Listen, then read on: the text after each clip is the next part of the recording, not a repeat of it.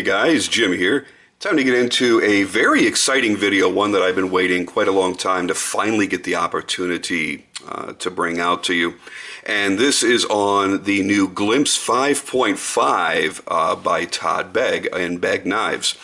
And what I'm going to do here is I'm going to kind of show it to you up against my other two models, my original Bodega Big Red and my Mini Glimpse friction folder, just to give you some size comparisons and kind of an idea of what the differences are between the different models.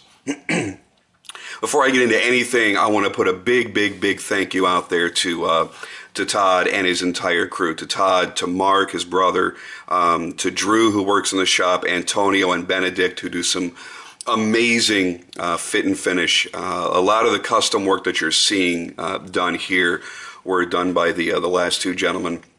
And I got to tell you, it is a rock solid, pretty much perfect knife in every regard.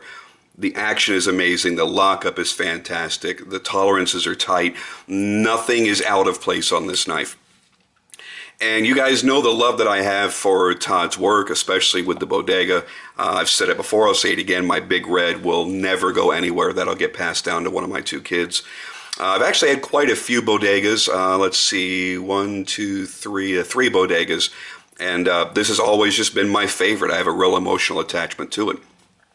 So when I had the chance to buy an original Glimpse about 2 years ago, I jumped on it. I saw it. I fell in love with it. I'm the kind of person I do not like, except for mother of pearl, I don't like natural materials on a knife. I don't like wood or stag or mammoth or any of that other shit. Basically, pearl or ivory, that's fine. But the other stuff just doesn't appeal to me. But I found a Glimpse in black G10 with the Amboina wood inlays, and you can see that video way far back on my channel, probably about 1.5 years ago, and it was fantastic, but it was pre-IKBS. The only reason I didn't keep it was for its size, because it actually played a little bit smaller back then than the Bodega, and it was completely smooth, and I always felt like it was just going to slide out of my hands. So even though I loved the knife, it was absolutely gorgeous, and it was a really rare piece, and it had a little bit of history behind it. I did end up letting it go in search of another grail. So when Todd announced they were going to be doing the 5.5, I immediately asked him to put me on the list. And Mattia was kind enough to do that. Got all the update emails, as many of you did. They got in on the first run. And it's been a long time, honestly. It's been a long time waiting for it to happen. Todd wanted to make sure it was going to be perfect. Did some design changes, and I love everything that he's done here. The other cool thing about it is the fact that when you went to actually place your order, when you got the email saying, okay, for those of you that got on the list, the website is ready to start taking your orders. When you got there, you had a series of pull-down menus, and they don't exist right now because they're sold out. But I think they said they're on an 8 to 10 week backlog on it, and I'm sure at some point they're going to open up orders again, then you'll see this again. There were multiple blade options as far as the treatment of the blade, whether you got fluted, a compound swedge, or a dagger grind. I wanted to go with the original fluted so it would match my Bodega. You had different finishes available. Comes standard with a tumbled finish. I obviously went for the satin, again, to match my Bodega. And then you had a couple of different options in the frame. You could get the diamond pattern, or I'm trying to think of how the two were actually worded. Doesn't really matter. It's not that big of a deal. But there were two different, scalloped was the other one. Scalloped and diamond pattern were the two options. And then you could go into all the minutia of it, as far as if you wanted the cracked ice detail, which I don't know why I pointed at the backspacer, but right there as you see on the clip. And then you could choose to upgrade from the standard IKBS to the IKBS with the ceramic balls. And those of you that chose that, obviously you'll get this inscription, but you'll also get a very large black ceramic ball in your custom clip.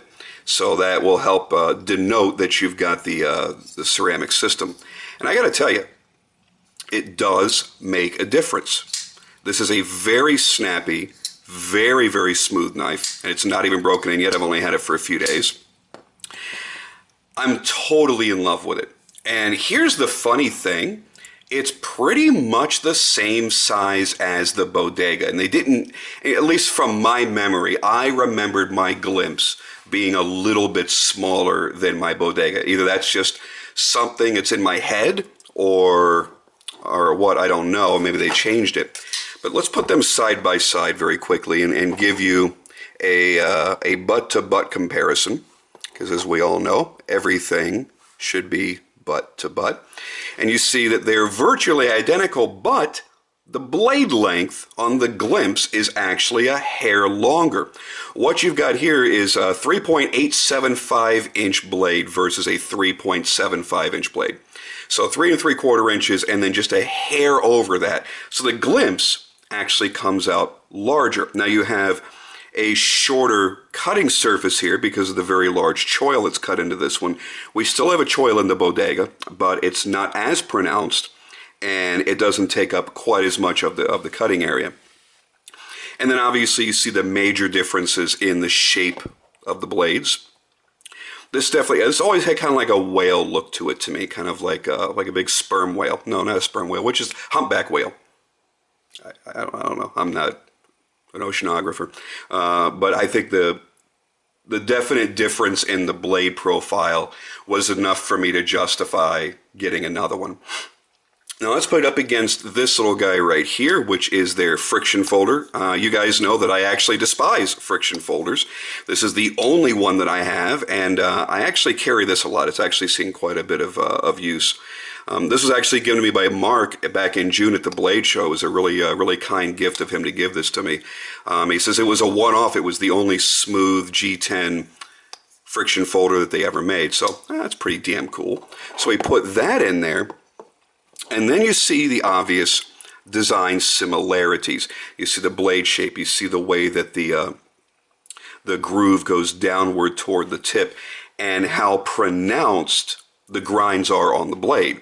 Not that the Bodega isn't. It is, of course, but there's something a little bit different about the glimpse.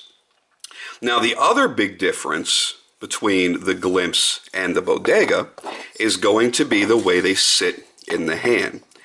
Now, the glimpse actually will not sit up straight because everything's been rounded off during the customization. But you'll see that the glimpse is a lot slimmer.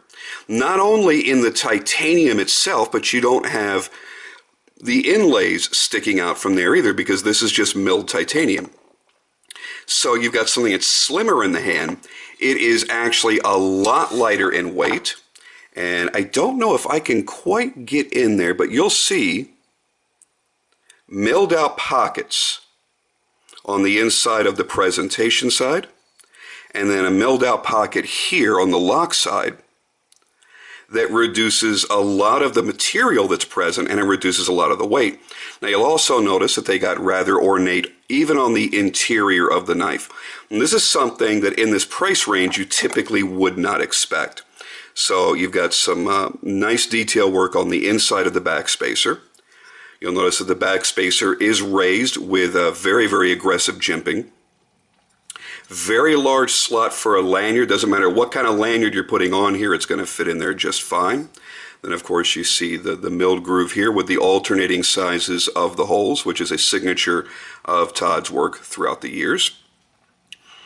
Great work all the way through this. And what I love is with this diamond texture, now I have some tactility that the original glimpse that I had lacked. So now I've got something that feels a lot more solid in my hand. And I love when there's something in this area on a knife. So my thumb can rest while I flip the knife open. I've had a few knives that, especially ones with harder, really hard detents, which I love. If there's nothing here, it's very smooth. My thumb tends to do this as I'm applying that pressure to flip, almost like I'm snapping my fingers.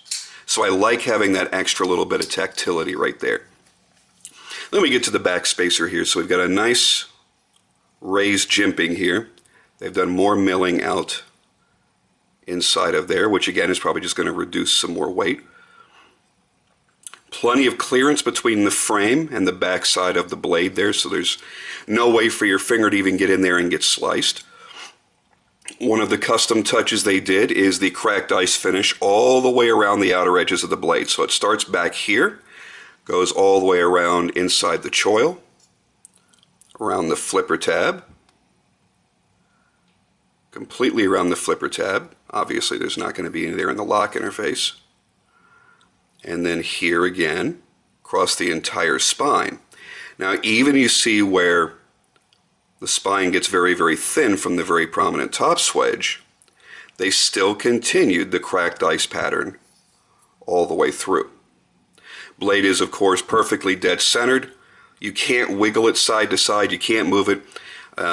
Their pivot work is amazing. The tolerances that each of these knives are fit to is incredible. And I want you to realize, and a lot of people like to talk a lot of shit when it comes to bodegas and whatnot about the pricing. You have no idea how much handwork goes into these. When I'd spoken to Todd last year about the bodega, when people were really running their mouths about that, he says, you know what, there's about 45 hours of handwork that goes into every one of the original titanium bodegas. Now you got to realize, for a knife that's technically classified as a mid-tech, that's insane.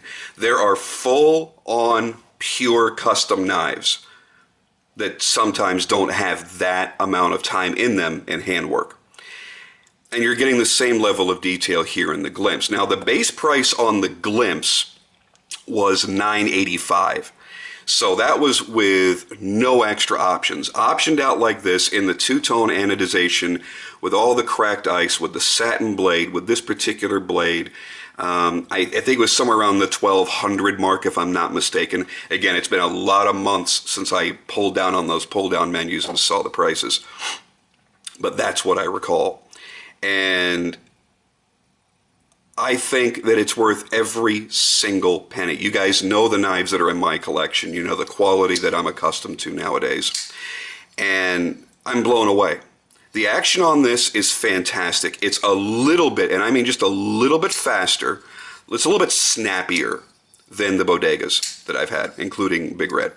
So just a little bit snappier, little bit faster, and it definitely is smoother to the point where I actually want to send my bodega in and get the ceramic upgrade on my bearings and detent as well. And that's what you're getting here. So you're getting the ceramic bearings, so they're taking out the steel IKBS bearings and they're replacing them with ceramic. And the first reason is for anti-corrosion, just so you have one extra level of protection, because with IKBS, they're not stainless steel bearings unless something has changed and I've not heard about that. The original IKBS, I know, is just steel bearings. That was what the big deal was when Gus came out with the GTC bearings, because basically the GTC bearings were pretty much the same idea, but with stainless steel bearings inside. So it reduced the possibility of corrosion. So by going to ceramic, well, ceramic can't rust, it can't corrode, it can't break down in that manner. Then you're also getting the ceramic detent and then the ceramic ball here. And the action really is noticeable. Now, some people want to say that there isn't a difference, and I kind of didn't really know for a long time until I sent Brad Southard my Tarsus back to get a spot treatment. And during that time, he did that upgrade for me. So I got a ceramic detent and ceramic bearings. And when the knife came back, and he didn't really do any additional tuning to the action, when the knife came back, it was smoother, faster, all the way around, a better quality feel. And that Tarsus was already, damn near perfect as it was. So I could tell you just from that experience that it opened my eyes. Having this and having it compared to Big Red, I feel a difference. It's not a night and day difference. It's not where you go, oh shit, I could never live with regular IKBS. IKBS is fucking fantastic. This is just, the best way to put it, it's more refined. So if you want a more refined gliding feeling, that may be a good way for you to go. It's reducing friction as well. Let's see what else. N690, Bowler N690 steel, just like in the bodegas. So good quality steel. Nothing particularly exotic, but it does the job. It takes a nice edge. It takes a nice satin finish. Let's give you some nice close-ups here. And this is ridiculously sharp, by the way. They did a fantastic job of creating a really nice, clean fine edge. Beautiful work in all of the milling and, of course, the anodizing. Yeah, I've already banged it up and fucked it up. That's just from 2 days worth of carry, but who gives a shit? It's all about caring and enjoying your knife, at least for me. There's that lanyard slot. It does feature the same subframe lock that you see on the Bodega. And it's, Todd just calls it a bolt-on lock, and there is a patent pending on that. And that allows them to, if something were to happen over years of use and you're having an issue with your lock, they just simply replace the section right here. It unbolts, boom, pop it out of there, and put a brand new lock in there, as if it were a completely brand new knife. There's that beautiful back spacer. Great details. Now, some people might feel that blue and gold is a bit over the top and a bit obnoxious. I really don't care, but there were a lot of options. And the all gray, by the way, was really, really nice. Gray and silver looked just amazing. One of the things that I particularly enjoy about this is when you get this closed up, see if I can get the camera to focus here, you'll actually see your blade dropping in where the holes are there. And of course where it opens up. All the way around, I could not be more pleased. It's another fantastic example of the quality and perfection that Todd churns out on a daily basis. I mean, this is what they do. And if you're ever privileged enough to handle one of his customs, it takes that to a whole nother level. But it should really be mentioned that they put the same degree of care into the mid-techs as they do into their customs. That's something that Todd feels very strongly about people getting the chance to know, to the point where he even put it on his fucking website so people realize this is not just your run-of-the-mill mid-tech. There are a lot of people out there right now putting out some really nice mid-tech work because they can't get their knives in enough hands. And so they offer $400, $500, $600 mid-tech. They're great, but they're usually very, very, very, very base model, where the entire knife handles and the blade is just a tumbled finish, and I mean nothing particularly spectacular, and it's something that you can modify on your own after that. What Todd does here is offer you hand ground blades, hand fitted locks, hand fitted detent, hand tuned action, a tremendous amount of hand fitting on everything.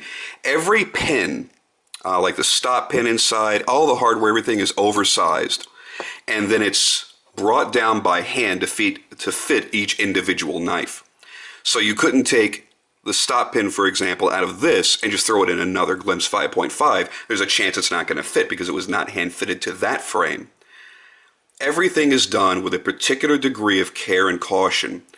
It's because they realize we're charging a lot more money than any other brand or any other company is out there for a mid-tech knife.